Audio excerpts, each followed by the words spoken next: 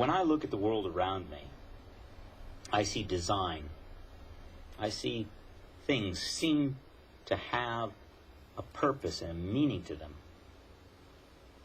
So I can conclude that because things appear to be designed, that there should be a designer. Richard Dawkins has said this in his writings.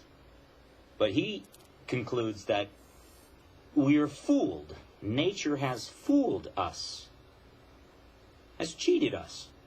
Because when we look around, the world cries out, designer, designer, but evolution has lied to us. There's no designer. We're products of random chance over billions and billions and billions of years. But the truth be known, we're products of the handiwork of God. We are God's crowning jewel. And we use our creativity to fight against him. We use our imaginations to rail against him.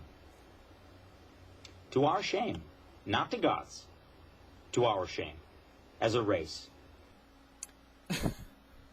What's up, Gear Up? How you doing, buddy? I gotta stop you already. Now, this video of yours is about 11 minutes long, and I'm only a minute and a half into it, and I've already got to stop you and make an entire video just discrediting this opening premise. Because when a premise is this flawed and stupid, I feel it's my duty to send you back to the drawing board. So let's talk about it. Now most of this video is going to be based on that last statement that you made, that science is us using our God-given creativity, our God-given imagination to fight against God, to rail against God, to spit in his face. That's what science is. After all, what is science but the attempt for human beings to explain things in our world that normally we attributed to God? So therefore, science exists solely to fly in the face of God. And I think that it's really funny that you could hold such an obviously anti-scientific viewpoint and yet live a lifestyle that's made completely possible by science. In an interesting twist of fate, let's talk about evolution by natural selection first, because that's what you spend most of your time talking about in this video. Evolution by natural selection is science, and it happens to be the bedrock upon which modern biology is built. So, in an interesting twist of fate, you might end up with cancer someday. Now, I don't wish that on you. I don't wish that on anybody. It's a terrible disease. But you might end up with cancer someday, and you might find yourself in a hospital, surrounded by people who are going to be treating you with the medical knowledge that they've acquired because of science. Now, you might receive chemotherapy or gene therapy, both medicinal practices made possible by science. Right. Made possible by modern biology, which in turn is made possible by evolution by natural selection.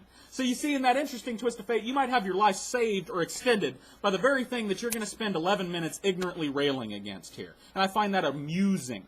I find that incredibly amusing. And it doesn't stop there. The amusement doesn't stop there, Gear Up. In fact, I'm just getting started. Let's take a look at you. Now, most of your videos are done with you sitting in a car, and I'm going to assume this one's no different. You're sitting in a car. A car that's made up of components and moving parts made completely possible by science. You wouldn't be sitting in the car that takes you back and forth to work, that gives you a place that you can go and make a video.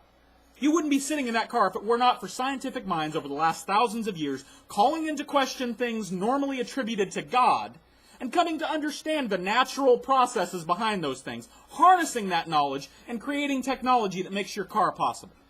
Now, I'm going to assume that the clothes that you're wearing have synthetic fibers in them. Most clothes do these days. I can guarantee that the tighty-whities that you're wearing, and I know for a fact that you're wearing tighty-whities. I can tell just by looking at you, and that needs to stop.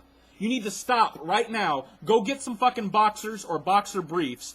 End the oppression of tighty-whities, okay? But I digress. I guarantee that those tighty-whities, those restrictive little skivvies that you're wearing, made completely possible by science. Now, you're speaking into a camcorder, and I don't mean to reiterate myself here, but I really, really want to make clear how ridiculous your premise is. You're speaking into a camcorder made possible by science, and you're recording video onto a tape or onto a hard disk if it's a digital video camera, both of which, by the way, made possible by science. And then I'm going to assume you stopped that, and you drove home in that car that's made possible by science, and you got to your house, and you went inside your house, which is completely made possible by science, and you sat down at your computer, which you get the drift, right? Maybe you don't. You uploaded that video onto the internet, which is a global network made possible by science.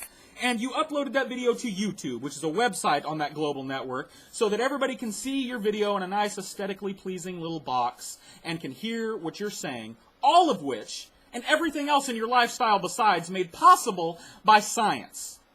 Do you see how infuriating your stupidity is? Do you see how infuriating the aggressive stupidity that you display here is?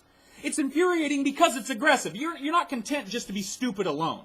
Right, your ultimate goal, the ultimate orgasm for you, would involve you waking up tomorrow and realizing that the entire planet is just as stupid and deluded as you are. It's absolutely maddening, Gear Up. And besides that, you need to realize something, okay? There's plenty of Christians on YouTube reiterating the way of the master bullshit, like you do in this video. If there's a design, there must be a designer. Look at this banana. Look at this banana. It's made perfectly from our hand, and when I peel this banana, it's angled towards my mouth so that I could eat the banana. Everybody's heard the way of the master. There's plenty of Christians. I'm going to make a proposition for you, okay? I'm going to propose that you attack one of the other areas where science is encroaching upon godly truth, okay? Because while all of Christendom is focused on evolution, all right, science is sneakily coming up into other things, right? And explaining away things that the Bible very clearly attributes to God. So I'm gonna make a proposition that you become YouTube's first anti-volcano Christian. Now let me explain this. Now, the Bible very clearly states that a volcano is God casting fire down on a mountain. In fact, there's one point where it says that God reaches his finger down and he touches the hilltops and makes them smoke and makes the earth quake. So biblically, very obviously, a volcano is God casting fire down on the mountain. That's what the Bible says. But science, and you got to follow me here, brother, because this is ridiculous. Science would have us believe that volcanoes, in fact, are a natural geological event caused by stretching and thinning of the Earth's crust in places. And the magma underneath the Earth's crust then bursts through, right, and it spews magma onto the surface. And over the course of billions of years, this magma builds up. And, you know, as it comes out, it stops and it cools and it solidifies and then it just builds upon itself until you got a mountain. That's what science would have us believe that a volcano is, when it very clearly states in the Bible that a volcano is an act of God. It's God shaking the foundations of the earth and casting fire down on the mountain. So somebody needs to address this, and I'm proposing that man is you, Gear Up. Can I get a commitment from you for an anti-geology video, an anti-volcano video, a video claiming that what we understand scientifically about volcanoes is just us fighting and railing against God? Can I get that commitment from you, Gear Up?